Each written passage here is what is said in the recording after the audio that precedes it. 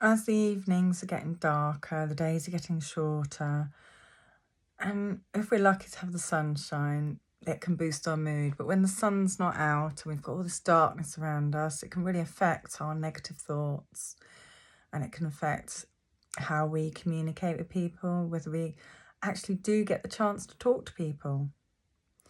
And it might affect how we are thinking about ourselves, the thoughts that we have about ourselves. We might not be so kind to ourselves.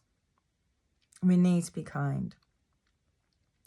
Being kind to ourselves, giving ourselves that unconditional love, helps us have the resources and the love to give to others.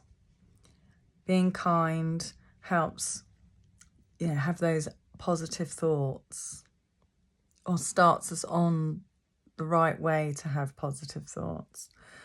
There's an episode from The Good Life, it's a really old programme in the UK, from like the 70s, where you had two plants. And Felicity Kendall and Richard Bryars each had a plant each. And Felicity had her little plants, and she was going, "Oh, I love you, succulent little plant. You're so beautiful, lovely, lovely, lovely."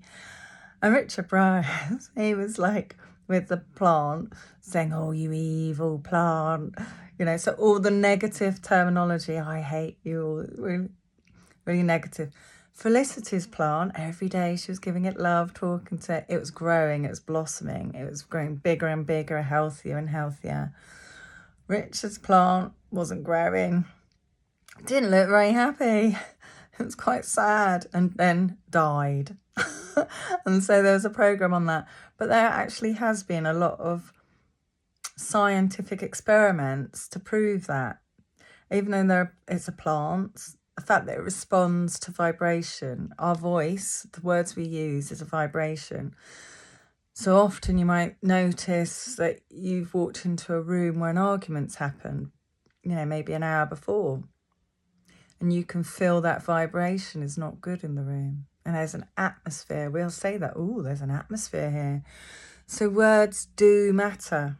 They matter. They can change molecules. There's research with water where they've taken two samples of water, they've put it under a microscope, and they've noted the pattern that it's made. And then with one sample of the water, they've done similar to the plant experiment. "Oh, you beautiful water, love you," lots of loving words. So it's that loving vibration, that loving frequency. The other water, horrible words, "I hate you," and all of that. So it's the negative vibration. When they've looked at the water that was subjected to the love, lots and lots of circles, really calm patterns, just round. And when they looked at the water that had been subjected to negative words, it was all spiky and different. And so they've run lots and lots of tests like this. Now you imagine your body is made up of lots of water as well, and blood. So all of these things can change with the vibration.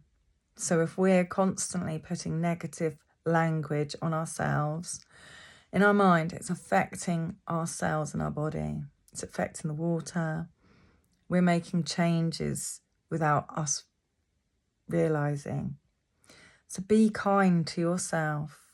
Talk to yourself kindly and talk to others kindly.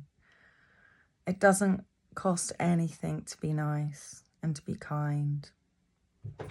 I'm Charlotte Phillips, clinical hypnotherapist and the NLP practitioner at whatisyourstoryhypnotherapy.co.uk. Do subscribe and follow on What Is Your Story Hypnotherapy on YouTube. Bye for now.